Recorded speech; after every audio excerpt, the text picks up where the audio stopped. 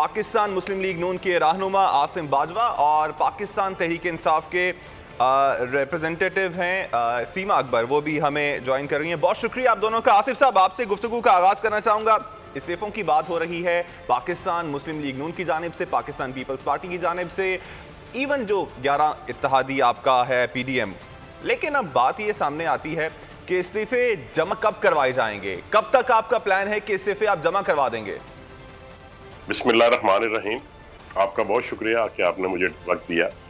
गुजारिश ये है कि अभी तो पहला मरला है हमारी तहरीक का, जिसमें हम जलसे करने जा रहे थे और एक आखिरी जलसा रह गया है 13 दिसंबर लाहौर का।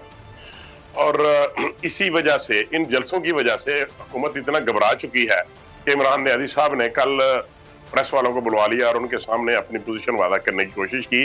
लेकिन वो कल, उनकी बॉडी लैंग्वेज ये बता रही थी कि वो इंतहाई परेशान है और वो अपने लोगों को, अपनी कैबिनेट को, अपने साथियों को ये उम्मीद दिलाने की कोशिश कर रहे हैं कि हम इस तहरीक से बच जाएंगे। लेकिन मैं ये समझता हूं कि ये इस तहरीक से बच नहीं पाएंगे। इसके बाद आज ये एक मीटिंग होने जा रही है जिसमें ये फैसला किया जाएगा कि इसके बाद ये जलसों की, ये जो एहतजाजी जलसे हैं, इसके बाद हमने लॉन्ग मार्च करना है, हमने धरने देने हैं, हमने शहरों को बंद करना है, या कि हमने इस्लामाबाद में जाके डी चौक में या किसी दूसरी इंपॉर्टेंट जगह पे धरना देना है। इसके बाद भी और कई ऑप्शंस हमारे पास मौजूद हैं, लेकिन वो वक्त के साथ साथ हम ओपन करते चले जाएंगे। लेकिन ये हमारा आखिरी ऑप्शन होगा कि हम असेंबलियों से इस्तीफा दे दें, जिसका यकीनी तौर पे कोई ना कोई एक तारीख दी जाएगी और उस तारीख का फैसला PDM की जो क़यादत है वो करेगी। आज की तारीख तक कोई फैसला नहीं हो सका। फैसला आज मीटिंग में इंशाल्लाह हो जाएगा कि हमारा आइंदा का लाहे अमल क्या है, कितनी जगहों पे हमने शहरों को लॉकडाउन करेंगे, या कहां पे लॉन्ग मार्च करेंगे, और या कहां पे धरना देंगे।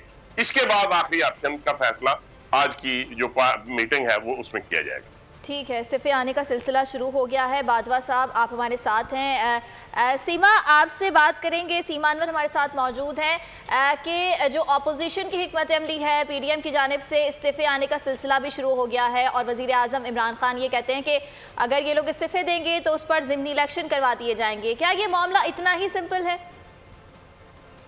देखिए, इसमें बहुत सारी बातें हैं। पहली बात तो ये है कि आप इस्तीफ़ा दे किसको रहे हैं। आपने अपने लीडरान को इस्तीफ़ा दिया है, मौलाना फजलुर रहमान के बकौल स्पीकर असम्बली को वजीफ़ा इन्होंने इस्तीफ़ा नहीं जमा कराया। ये एक बड़ी इंपॉर्टेंट इशू है। दूसरे नंबर पर यह कि 172 सीट्स चाहिए, जबकि इनके पास 172 सीट्स नहीं हैं।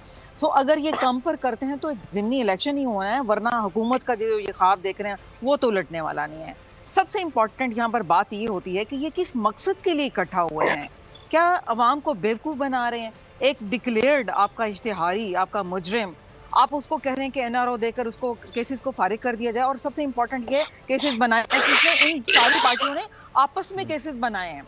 हमने कोई केसेस को नहीं बनाया हुआ, ये सारे प्रीवियस केसेस हैं पर ये NRO मांगने की कोशिश कर रहे हैं। खान साहब ने बिल्कुल ठीक कहा है कि इसमें कोई शक नहीं है कि इसके पीछे गैर मुल्की एजेंडा भी हो सकता है, क्योंकि मौलाना फजलुर रहमान और दूसरी तीसरी पार्टियां, जबकि रॉकी इन्वॉल्वमेंट ये बहुत पहले जो है ये हमारा रेंजर्स जो है वो कराची के और बाकी तीसरे चौथे हालात में साबित कर चुका है।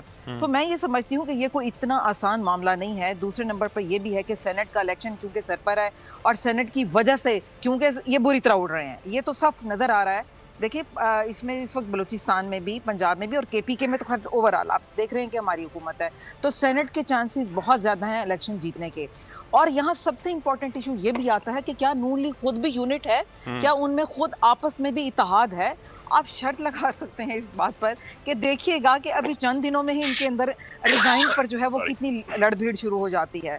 क्योंकि मैं समझती हूँ कि इनके अंदर भी एक शहबाज शरीफ का एक ग्रुप है, एक मरियम नवाज का ग्रुप है, एक जो है वो शमजा शहबाज की तरफ है।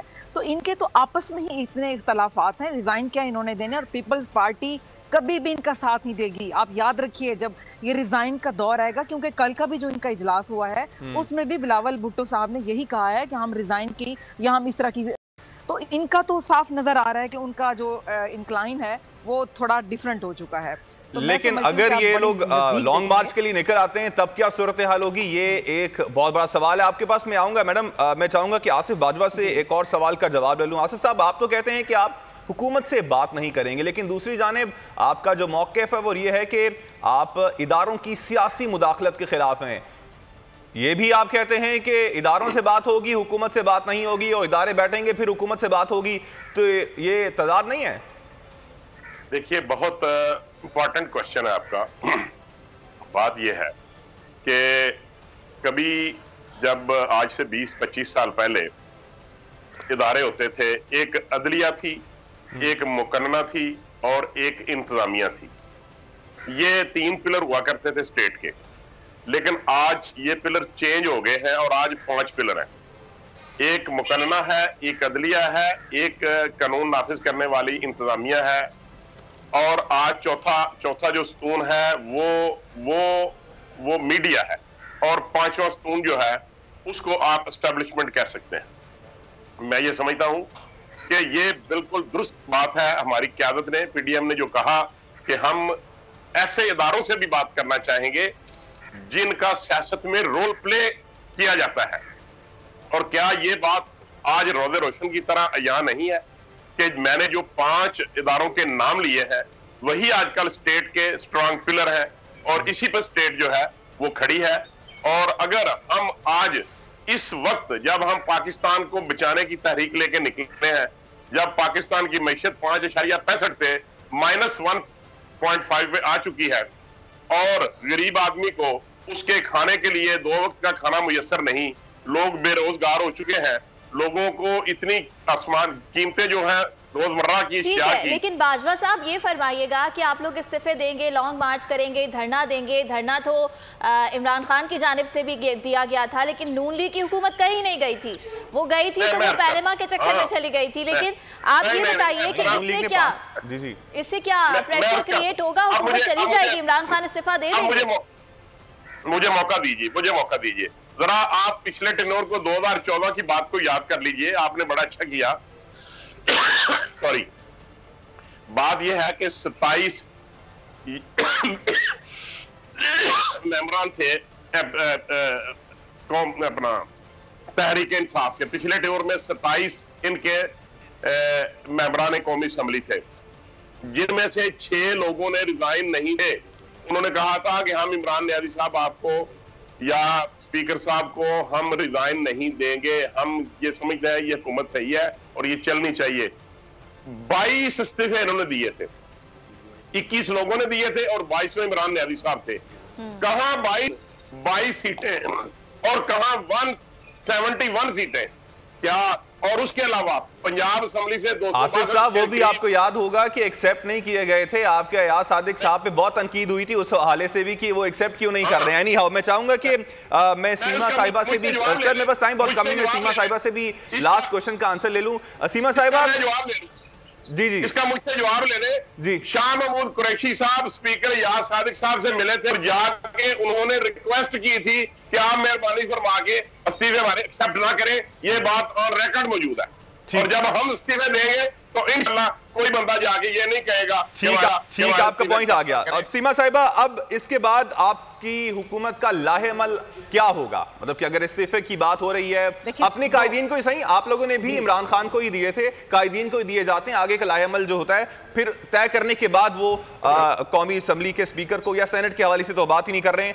एनी हाउ, लाहेअमल हुकूमत का क्या होगा? लाहौर का जलसा जो है वो आप करने दे रहे हैं, आपकी जानिब से पानी भी छोड़ा जा रहा है, वो आप एक जानिब कह रहे हैं कि हमारी तरफ से करने की इजाजत है, पर्चे होंगे, लेकिन वो इंतजामिया के खिलाफ होंगे जो कुर्सियां प्रोवाइड करेंगे या कुर्सियां जो लगाएंगे। इसके बाद आगे आप क्या करने वाले हैं अगर वो लॉन्ग मार्च की तरफ निकलते हैं पीडीएम वाले? 2 बातें हैं। एक तो ये कि मौलाना फजलुर रहमान की वो स्पीच याद कर लीजिए जो उन्होंने हमारे धरने के दौरान कही थी कि लोगों को इकट्ठा करना क्या मुश्किल है, कल को हम अगर लोगों को इकट्ठा कर लें तो क्या हुकूमत चली जाएगी। ये उस वक्त की बात है, ये जब धरना हमने दिया था। अब जरा मौलाना फजलुर रहमान की बात सुन लीजिए। दूसरी तरफ वो अपनी सीट हारे में, मेरे भाई मुझे तो समझ नहीं आ रही कि एक अपनी सीट हारा हुआ बंदा कैसे हुकूमत पलटने की बात कर सकता है। तीसरे नंबर पर आपने बात की कि हम जो है वो किस तरह इजाजत दे सकते हैं। देखिए, पैनाडेमिक जो पीरियड चल रहा है वो सबको पता है कि पेशावर में जब इन्होंने जलसा ऐसा किया तो आपको पता रेशो बढ़ गई थी कोरोना की। दैट्स वाई हम इस चीज़ को अवॉइड कर रहे हैं कि बेहतर हालात नहीं है। हाँ, मार्च में जब सूरत हाल बेहतर हो सकती है तो आप एक नहीं 600 जलसे लाहौर में बैठकर कीजिए, लेकिन इस वक्त थोड़ी सी हालात थोड़े से वो फेवरेबल नहीं है। दूसरे नंबर पर यह है कि आप